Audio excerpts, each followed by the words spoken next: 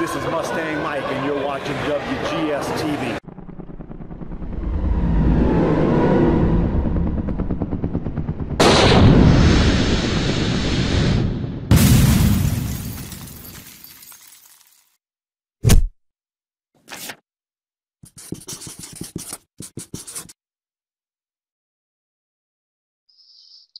Hello everyone, welcome to another installment of WGS-TV right here on YouTube.com/WrestleGamer and ZFXTV. I'm the WrestleGamer, don't believe only Boudreaux. This is going to be the Impact Wrestling review for the week of August 14th, 2014, and coincidentally, from what I found out on last night's Impact Wrestling, the final Impact on Thursday nights, because then we're moving to Wednesday nights. So it's really going to see how the transition affects we as the wrestling community and the fans perceive wrestling throughout the week, because we've been so used to the time frame of Mondays being for Raw, Thursdays being for Impact, and Fridays being for SmackDown. So it's really going to be see how we transition from Thursdays being for Impact to Wednesdays being for Impact. But we'll get to that more as we welcome in the our resident music mogul over on YouTube.com/LanceMossTV. He is the incomparable Lance Moss. Lance, how you doing? I'm doing pretty good. Let's have some fun with this. Well, speaking of having some fun with this, of course, everybody, the big thing about Dixie going through the table and so on and so forth. Of course, they had to have TN3D come out there and have their reactions. What I found incredibly, if you heard that, crazy, is the fact that TNA Impact Wrestling is actually going to take that moment of Dixie Carter going through a table and turn it into a collector's item for $200. Maybe I should spend a minute listing up. Lance, all I can say is I thought WWE was desperate for money. Well, then again, WWE's not close to shutting down. And TNA is in desperate need of cash. And of a new TV deal, but we won't get into that right now. Yeah, but, in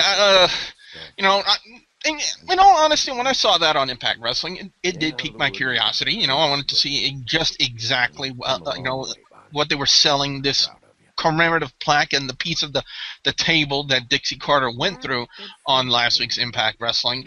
And, yeah, I think it borders on the absurd for it to be $200, to be honest. If they really want to make it a collector's item, I can understand that. But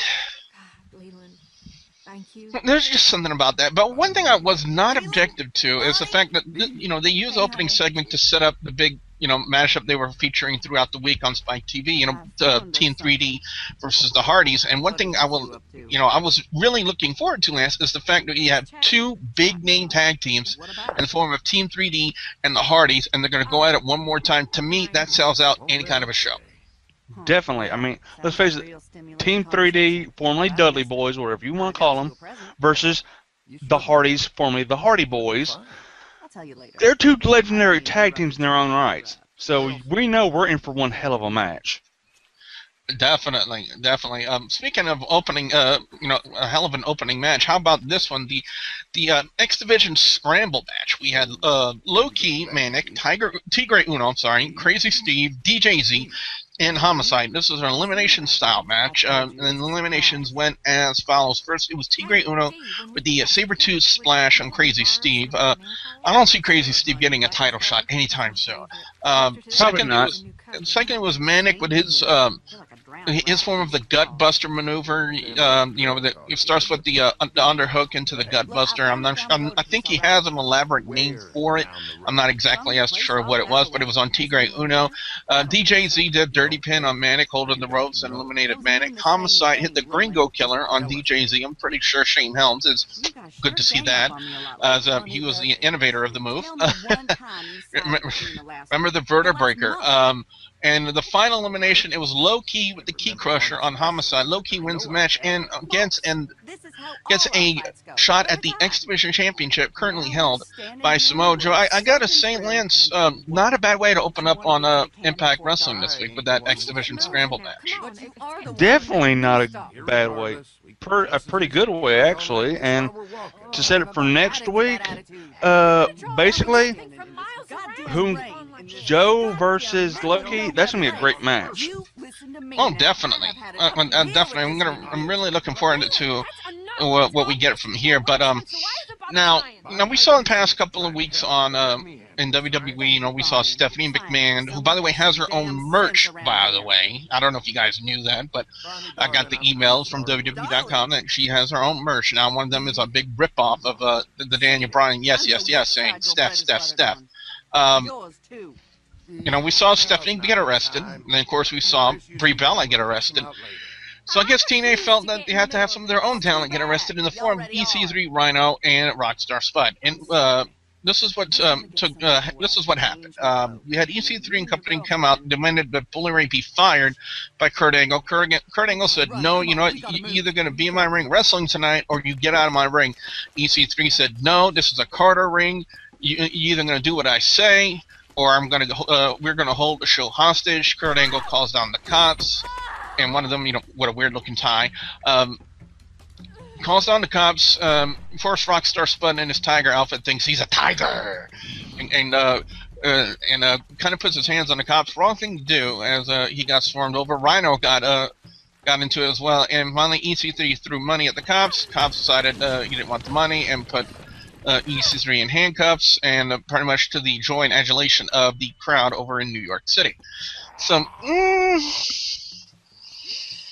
I gotta say, maybe this was a little bit more well done than what they did with Brie Bella on Monday Night Raw, Lance. I don't know about you. It was definitely better done than the two arrests we've seen on Raw as of late, because these cops actually looked like cops and not two guys they drew out of the back and said, "Here's two badges."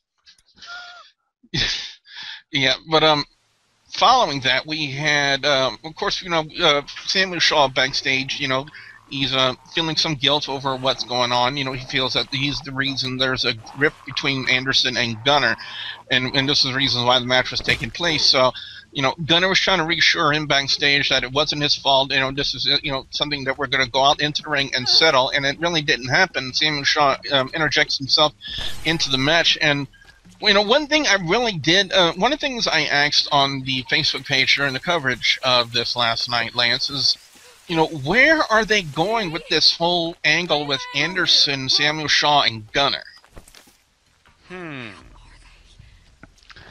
That's a good question.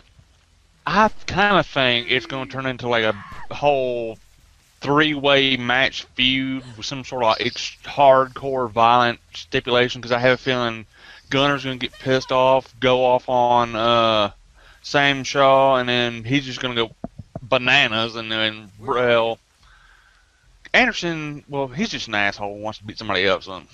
Anybody turning heel in this storyline? I see Creepy Bastard turning back heel. Turning back heel? Yeah. Now, well, if you guys have any thoughts you'd like to make on that, definitely put them in the comments section below. I'd like to definitely hear what you guys have to say on that angle. Speaking of that, we had the Knockouts Championship on the line. Gail Kim, Angelina Love, Velvet Sky, and Taryn Terrell. Who doesn't love watching the Knockouts get into the ring? I love them, definitely. But it was indeed a unique match. It really turned into, at one point, you know, almost a splitting again of the beautiful people, you know, showing a little rift between Angelina Love and Velvet Sky. I'm not talking about the ones they were wearing around their belts. It turns out Gail Kim, the finish of the match is Gail Kim hitting Eat Defeat on Velvet Sky and retaining her Knockouts Championship. This is basically, in my opinion, Lance, what the Knockouts division has boiled down to. We used to have a vibrant, full, I mean, a lot of knockouts is what I meant to say. Yeah. A full locker room of knockouts in TNA, where we have like kind of various different storylines. But this is basically your Knockouts division right here. Gail Kim, Angelina Love, Velvet Sky, and Taryn Terrell, with ODB on an on-again contract with TNA.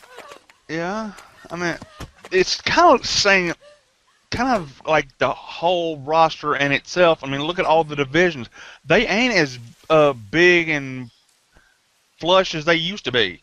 Like heavyweights are chomp down. X division, chomp down. What tag team division is what I'm asking? Because you got Bromance, Hardy Boys, Dudley, and the Wolves. That's about all you got. And potentially somebody from the Menagerie if they want to. Yeah. Like maybe freaking Nux or Nux and Crazy Steve, or any type of a variation of that. But speaking of tag team matches, a 6-man tag followed this. MVP Kenny King and Bobby Lashley, who they were interviewed backstage before the match, asking, what did they think of Dixie Carter being powerbombed through a table, and of course they gave their typical heel response. Since they were anti-Dixie, but they're still heels, they didn't care. Taking on Eric Young, Austin Aries, and Bobby Roode. Decent 6-man tag, but it came down to MVP using the crutch on Austin Aries and the Lashley spear, which saw the 6-man, the winners of the 6-man tag being MVP King and Lashley. Pretty much straightforward, and really can't say nothing too bad about this match, Lance, right? Pretty much, that's exactly right. But following that, of course, we saw on last week's Impact, the Destination X of Abyss being struck with Janice again.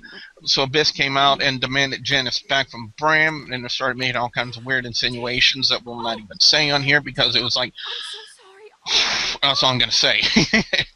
But basically what has happened is they proposed a match, a Stairway to Janice match, where Janice would be hung up on a pole. Like it's basically a ladder match with Janice dangling over the ring is basically what we're looking at.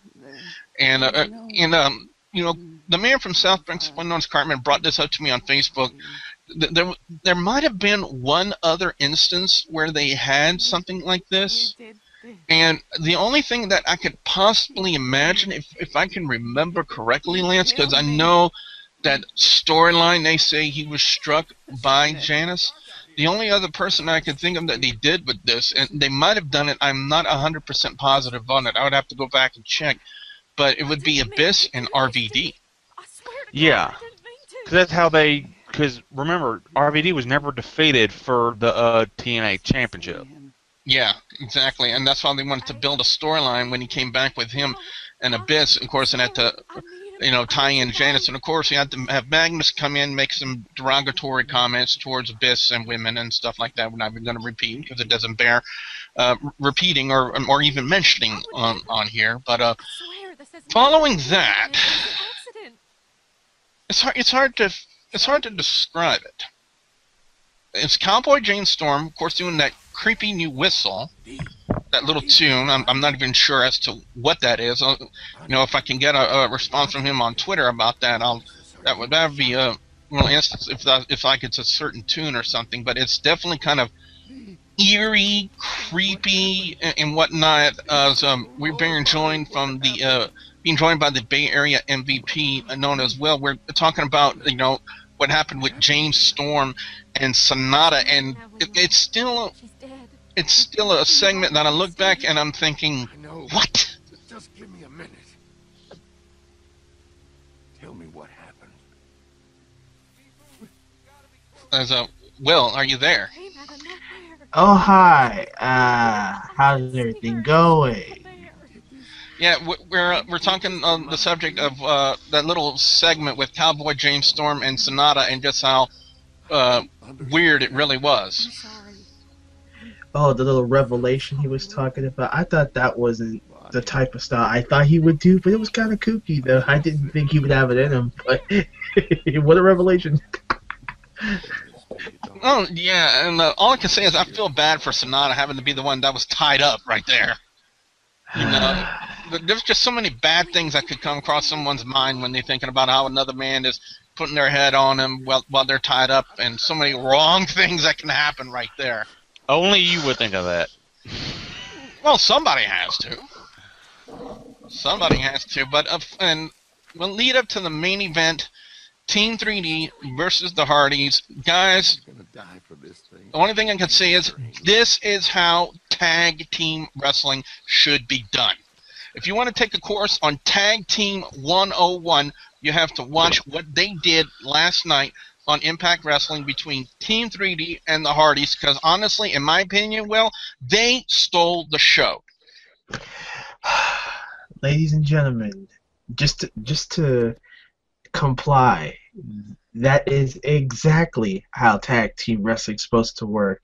We can go back to the days where they used to fight in the other company, but yes, this was the match of the night. I'm gonna just put it out there. You can put this one on a rope, not playing hangman, but that is supposed to be done like it's supposed to be done. If you didn't like it, what were you on? That was a 4-star match as far as I'm concerned. Lance, I gotta agree. I mean, there were so many amazing spots in that match, and even one. It was like the Hardys are doing their own version of the Doomsday device in a sense, but it turned into Jeff Hardy doing like a corkscrew blockbuster while Matt Hardy was holding, I think, Devon on his shoulders, and like from where that spot looked, how did Devon not break his neck?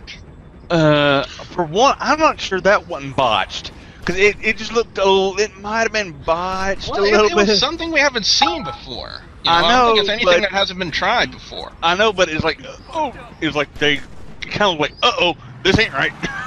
Because normally, Jeff don't get help, just don't stand there. Normally, come off, you hit him and you come down. He stayed there for like a second and a half. It's like he was trying to whisper on the wind. In a sense, but it turned into a corkscrew blockbuster is what it looked like. There's something like that. Yeah, but that's what it panned out. But the finish of the match, it came down to Team 3D hitting the 3D on the Hardys, and the Team 3D gets the victory, and a great matchup. Oh, and it bears in mind, if you guys haven't figured out that Jennifer Havoc is the one behind the whole mystery mask thing, and that HVK thing, and then that you see in Impact Wrestling.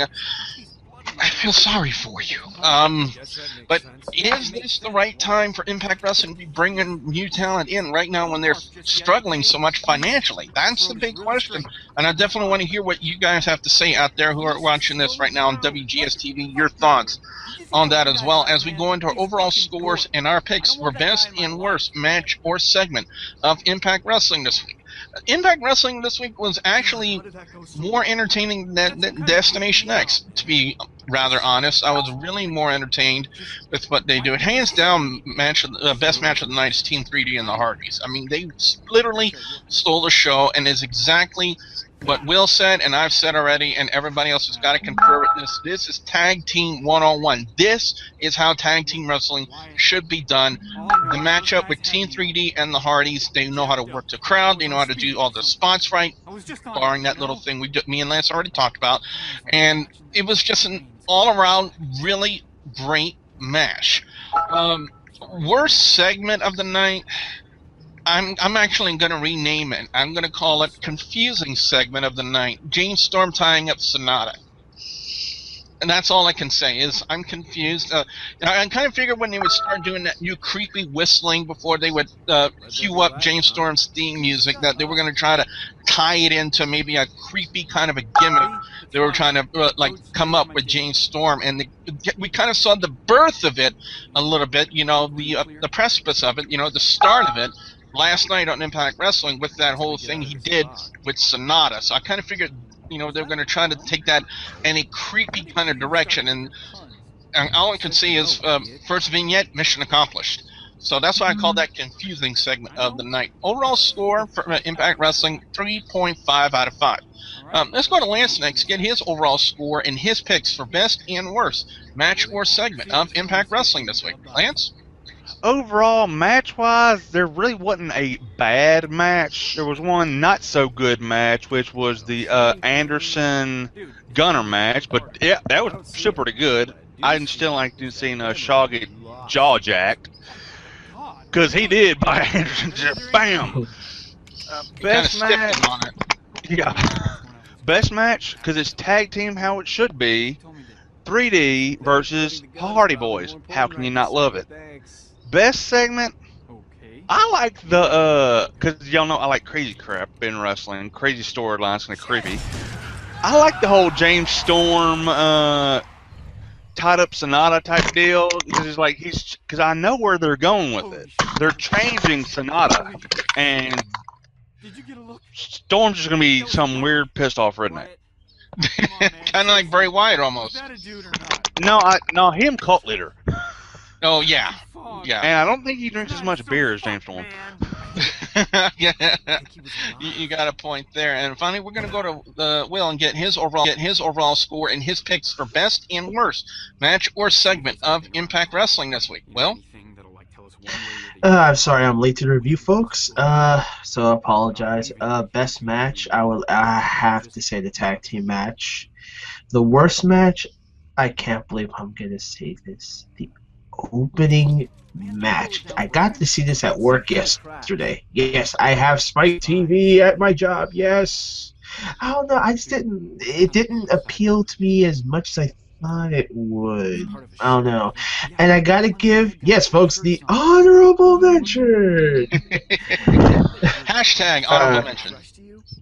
The 6-man X Division match. I'm glad that Low Key is back to his roots and nice attire. And I did not know Low Key was going to win that match, but he looks great. I think his stint in WWE.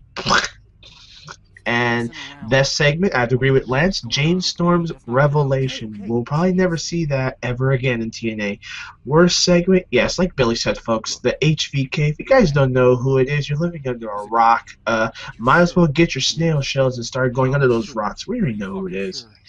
And Dixie Carter, take notes. Why do you think they are in WWE? You know what I mean. Those three. But overall, I'll give it a 4. The tag team match really stood out. Again, making a collector's item out of the table that Dixie Carter went through, and to me, again, like I said at the onset of this review, borders on the absurd for TNA, and it kind of cries out that we thought WWE was desperate for money when they mentioned the WWE network is $9.99 a month. But now we got Dixie Carter selling the table that she went through for $200 a pop. So, I don't know. But we definitely want to know now, ladies and gentlemen, what we want to know now from you guys out there, the viewers and subscribers, your thoughts on Impact Wrestling this week. What are your overall scores? What are your picks for best and worst match or segment of Impact Wrestling? Your thoughts on this whole thing with James Storm and Sonata. Your thoughts on Team 3D versus the Hardys. Your thoughts on the X Division Scramble match at the onset of Impact Wrestling. We definitely want to know what you guys have to say about Impact this week. Be sure to put your comments in the comment section below. Don't forget to like and favorite this video. Lance, what can fans expect to see when they come visit your channel over on youtube.com/LanceMossTV? I got album reviews, NASCAR discussion videos, redneck gourmet cooking videos, a bunch of musical equipment reviews, and some rants. If you hadn't subscribed, why hadn't you? And ladies and gentlemen, he is over on the hood on iVlog. He's a Bay Area MVP known as Will. Will, got anything coming up? Well, yes, folks. As James is not here, he's playing high school referee with his yellow flag. I don't know where he's at. Preseason football is here, folks. But and SummerSlam is almost here, folks. Have you made your picks yet? Because I'll tell you one match right now that's not going to happen. Bo Dallas will not win at SummerSlam.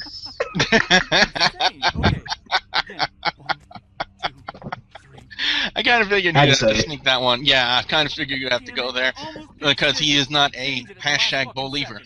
Ladies and gentlemen, don't forget to like the Facebook page, facebook.com/WGS-TV, and don't forget to please subscribe to youtube.com/WrestleGamer and youtube.com/ZFXTV Network if they get up off their asses and open the channel back up again. So with that being said, for the incomparable Lance Moss from Lance Moss TV and the Bay Area MVP known as Will, I'm the WrestleGamer, Double B Billy Boudreaux, saying thank you very much for watching, and if you buy a piece of that Dixie Carter table, you are a fool. What if it was you? Eddie! You see something? Do you see anything out there? I can't see a goddamn thing. Eddie! What's happening? Hurry up, man! Dude, leave me the fuck alone, alright? This is my speed. Here, in case we need to get out of here quick.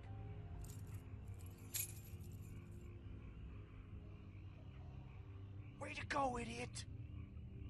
Hey, Wyatt. I ate paint when I was a kid. Shit, where the hell did they go? This is the smallest hoopty in the world.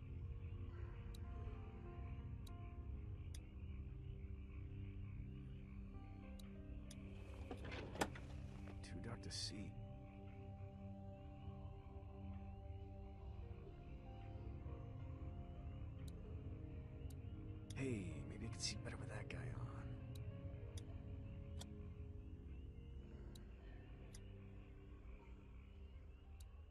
Why didn't he just leave them in the ignition?